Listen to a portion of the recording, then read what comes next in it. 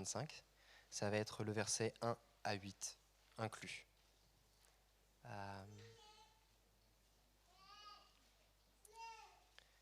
Exode 25, verset 1. L'Éternel parla à Moïse et dit : « Parle aux enfants d'Israël, qu'ils m'apportent une offrande. Vous la recevrez pour moi de tout homme qui la fera de bon cœur.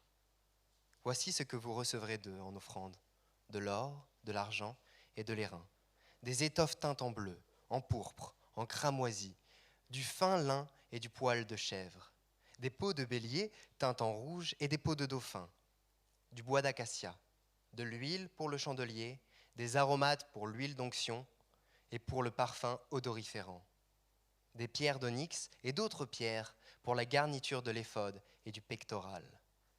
Ils me feront un sanctuaire et j'habiterai au milieu d'eux. » Dieu parle à Moïse, le peuple vient de sortir d'Égypte. 400 ans de servitude. Pendant 400 ans, ils n'avaient rien.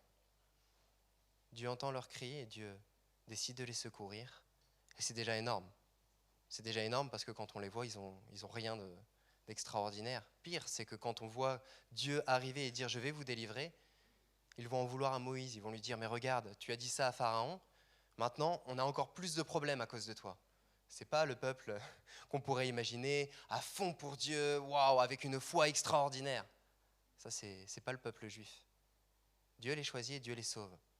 Dieu les sort d'Égypte. Et j'ai envie de dire, s'il s'arrêtait là, ce serait déjà un Dieu, mais tellement miséricordieux. Ces gens-là qui ne s'intéressaient pas à lui, quand il commence à leur promettre des choses, ils sont là, non, mais on n'en veut pas, on préférait l'Égypte. Dieu les sort déjà de servitude, c'est déjà extraordinaire. Il va plus loin que ça. Il va jusqu'à leur dire, j'habiterai au milieu d'eux. Je ne serai pas sur une montagne, éloignée, au-dessus, pour bien vous montrer que je suis Dieu, je suis tout-puissant. Non, j'habiterai au milieu d'eux, dans une tente. Vous vivez dans des tentes ? Je vis dans une tente. Et je vivrai au milieu de vous. Donc je verrai tout. Je verrai tout, je verrai tout ce que vous faites, et je serai quand même là. Et je veux quand même être là, alors que je vous connais, mais je serai là. Et ça, déjà, c'est extraordinaire. C'est déjà quelque chose qu'en fait, on n'arrive pas à s'imaginer. Il y a un verset plus tard, en Deutéronome, c'est au chapitre 4, verset 7, qui dit « Quelle est, en effet, la grande nation qui est des dieux aussi proches que l'Éternel, notre Dieu, l'est de nous toutes les fois que nous l'invoquons. » On a un Dieu proche. On a un Dieu proche, mais il va carrément plus loin, il désire demeurer avec le peuple d'Israël. Et plus tard, au fur et à mesure de l'histoire du monde, Dieu va encore plus loin. Il décide d'habiter, carrément de venir en homme, venir passer du temps avec les gens. Et Jésus a mangé avec les gens, Jésus a pleuré. Jésus s'est réjoui aussi avec les gens. Et on se dit, là Dieu, t'es allé au maximum. Je veux dire, t'es carrément venu et t'as pris forme juste pour être avec nous. Ta présence, là, tu peux pas aller plus loin que ça. Et Jésus va dire aux apôtres, je vais m'en aller pour vous envoyer un consolateur. Et il va demeurer en vous. C'est pas que j'habite au milieu de vous. C'est même pas que je suis là et vous pouvez me dire bonjour. C'est que chacun d'entre vous, je vais demeurer dans chacun d'entre vous. Si vous m'acceptez, je vais demeurer dans chacun d'entre vous. Quand on revient sur Exode, le passage que je vous ai cité justement, ce qui est intéressant, c'est que Dieu va leur demander énormément de choses. Il va leur demander de l'or, de l'airain, des pierres, de l'onyx. Tout ça pourquoi ? Pour qu'ils me fassent un sanctuaire et j'habiterai au milieu d'eux.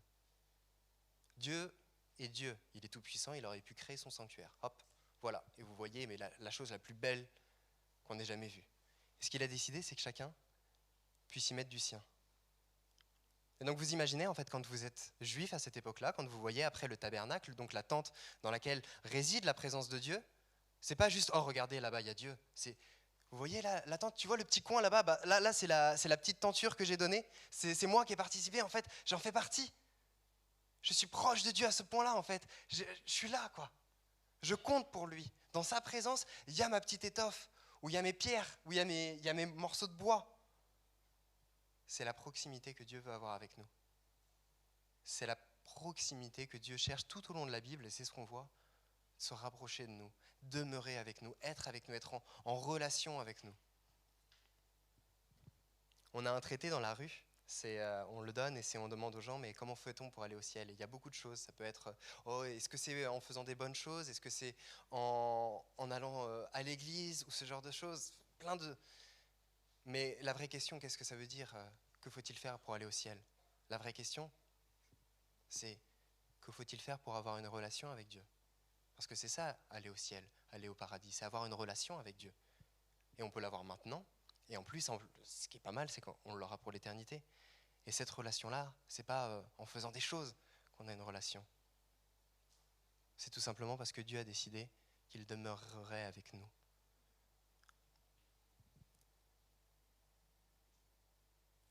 Ils me feront un sanctuaire, et j'habiterai au milieu d'eux. Et quand on voit à quel point c'est pratique, à quel point il y avait vraiment un temple qui a été construit, d'abord un tabernacle, puis plus tard un temple, et qu'on voit vraiment que Dieu a cette importance-là, et Dieu l'a montré, réfléchissons à ça, gardons ça à cœur. Nous sommes le temple du Saint-Esprit, c'est ce que la Bible dit. Si on accepte Jésus, c'est pas du « oh, qu'est-ce que j'ai fait, oh, j'ai pas assez aidé » ou « oh, là, on a parlé d'une semaine d'évangélisation, oh, j'ai pas pu y aller » ou « j'ai pas osé ». Il n'y a pas de ça. Je suis la demeure du Saint-Esprit. Et Dieu ne vient pas en tant qu'un maître, hyper violent, hyper méchant et qui va juger si on fait une erreur. Ce qui est intéressant, c'est, pour finir, je vais juste vous citer un verset en Sophonie. Sophonie, c'est un livre de la Bible, il faut le trouver.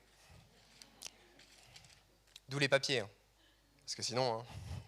Mais en Sophonie 3,17, Sophonie, c'est très intéressant, c'est un prophète, c'est un nom, c'est un prénom. Il arrive, je vais vous dire, c'est le miracle de Sophonie, c'est même pas qu'il entende Dieu parler, c'est que Dieu l'ait protégé pour qu'il ne se fasse pas tuer avant. Verset 2, chapitre 1, verset 2 de Sophonie, il dit « Je détruirai tout sur la face de la terre, dit l'Éternel ». Ça commence bien. On sent un peu l'ambiance. On voit, ça vous donne un petit peu une idée de ce que le peuple a fait.